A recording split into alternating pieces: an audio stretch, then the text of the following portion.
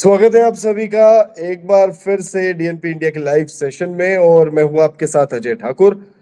और बात करेंगे आज डब्ल्यूपीएल मैच नंबर 12 की। और इस मुकाबले में जो भिड़ंत हुई है आरसीबी और गुजरात जायंट्स की, उस ये मैच खत्म हो चुका है। और इस मुकाबले में काफी एक रोमांचक मुकाबला होने की उम्मीद थी, एक हाई वोल्टेज मुकाबला होने की उम्मीद थी।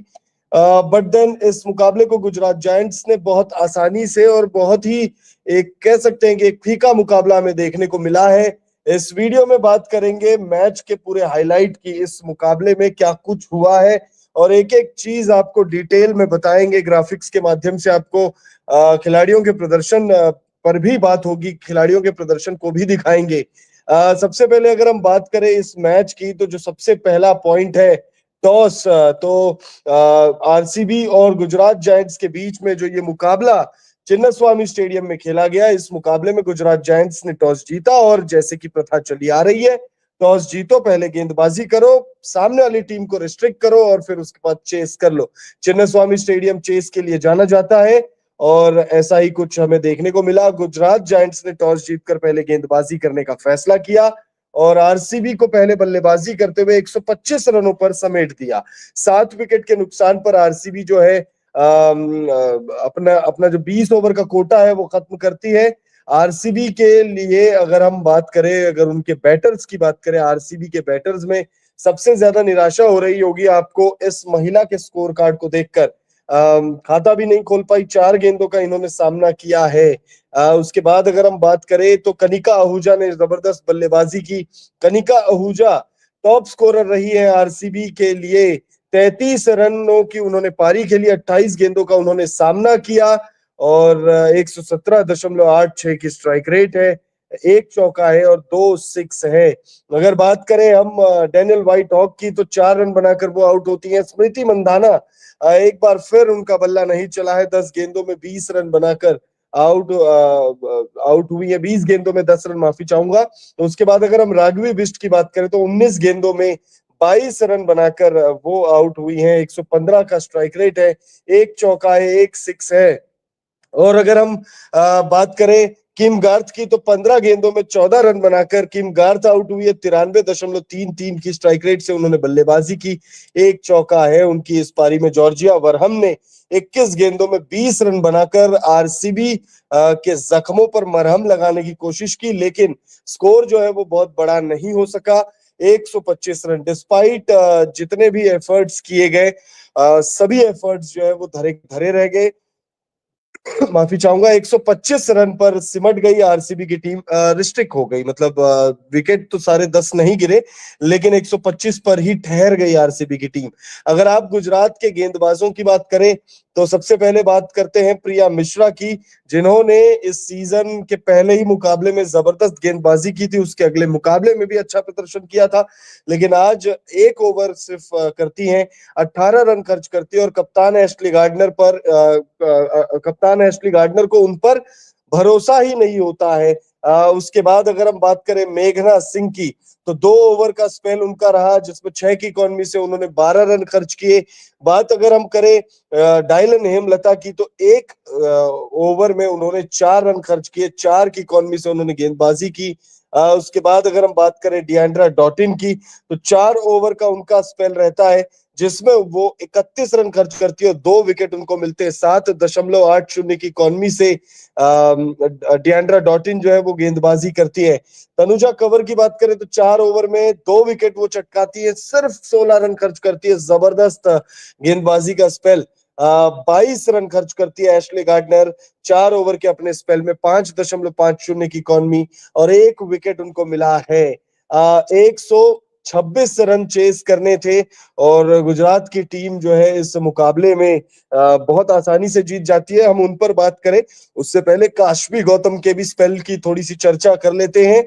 4 ओवर का उनका स्पेल रहता है, जिसमें वो 17 रन खर्च करती है, 4.20 की इकॉनमी और 1 विकेट उनको मिला है। अब जो है हम बल्लेबाजी की तरफ चलते हैं। बल्लेबाजी में गुजरात के लिए डायलन हेमलता 15 गेंदों में 11 रन बनाती हैं, 11 रनों का योगदान है। थोड़ी निराश जरूर रही होंगी, 2 चौके उन्होंने लगाए अपनी इस पारी में। 73 से थोड़ा सा ऊपर का स्ट्राइक रेट है। अगर हम बात करें हरलीन देओल की, तो बहुत ज्यादा निराशा हो रही होगी हरलीन देओल की इस पारी को देखकर। 5 रन बनाकर हरलीन देओल जो है वो आउट हो जाती हैं। लेकिन आउट जो है मतलब बहुत ज्यादा निराश करने के बाद वो आउट होती है। बेथ मुनी की अगर हम बात करें तो 20 गेंदों का बेथ मुनी सामना करती है, जिसमें उनके बल्ले से 17 रनों की पारी हमें देखने को मिली। 85.0 का स्ट्राइक रेट है, 2 चौके हैं। लेकिन जो टॉप स्कोरर है उन पर भी चर्चा होगी, और उन पर चर्चा हो उससे पहले जो है हम फोब लिचफील्ड की बात करेंगे। फोब लिचफील्ड जो है वो नाबाद लौटी है, 21 गेंदों का उन्होंने सामना किया है। 30 रन बनाकर फोब लिचफील्ड जो है वो नाबाद लौटी है। हम टॉप स्कोरर पर चर्चा करें उससे पहले फोब लिचफील्ड पर नजर डालेंगे। लेकिन अब टॉप स्कोरर की बारी। एशले गार्डनर कहा जाता है, और ये हमने देखा भी है time and time again, Ashleigh Gardner जब जब प्रदर्शन करती है गेंद से या बल्ले से, टीम जीती ही है, टीम जीतती ही है। गुजरात जायंट्स की सबसे बड़ी जायंट एशले गार्डनर ही है, और सरप्राइज नहीं होना चाहिए हमें, क्योंकि अगर वो जायंट नहीं है सबसे बड़ी, तो फिर कप्तान क्यों है। तो मैनेजमेंट ने बहुत सोच समझ के एशले गार्डनर पर भरोसा जताया है, और उन भरोसों पर वो कायम उतर रही है, खरी उतर रही है। 31 गेंदों का उन्होंने सामना किया है, और 187 से ऊपर की स्ट्राइक रेट से 100 जो है उन्होंने बल्लेबाजी की, जिसमें आधा दर्जन चौका है और उससे आधा सिक्स है, यानी 3 छक्के। 58 रनों की पारी खेलती है, और मैच जो है वो सील कर देती है। अगर आप गेंदबाजों की बात करें आरसीबी में, तो खास प्रदर्शन किसी का है नहीं। जॉर्जिया वरहम, जैसे कि इसी वीडियो में शुरुआत में मैंने कहा था कि भाई आरसीबी की बैटिंग के दौरान जॉर्जिया वरहम ने मरहम लगाने का काम किया, ठीक उसी तरह उन्होंने गेंदबाजी में भी वही काम करने की कोशिश की। लेकिन वो कहते हैं ना कि भाई विकेट्स हम ले लें, हम कर ले कुछ, लेकिन उसके लिए जो हमारे बल्लेबाज हैं उनके द्वारा थोड़े से जो अगर कुछ और रन्स होते, जैसे अगर ये 160 170 होता, तो शायद यू मे नेवर नो। अब क्योंकि अब ये मैच खत्म हो चुका है, बट इट माइट बी और it might not be, but शायद नतीजा कुछ और हो सकता था। जॉर्जिया वरहम की बात करें तो 26 रन खर्च करती है 3 ओवर के अपने स्पेल में, 2 विकेट वो निकालती हैं। खास कोई प्रदर्शन है नहीं किसी का। किम गार्थ की बात करें तो 2.3 ओवर में 19 रन खर्च करती है, 7.60 की इकॉनमी से उन्होंने गेंदबाजी की है।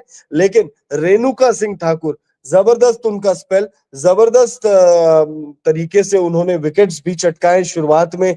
जो मौके बनने की शुरुआत या उसकी जो पहल भी हो रही थी, तो वो पहल रेणुका सिंह ठाकुर की इस स्पेल की वजह से ही हो रही थी। आप यकीन मानिए, बहुत ही शानदार ये स्पेल है।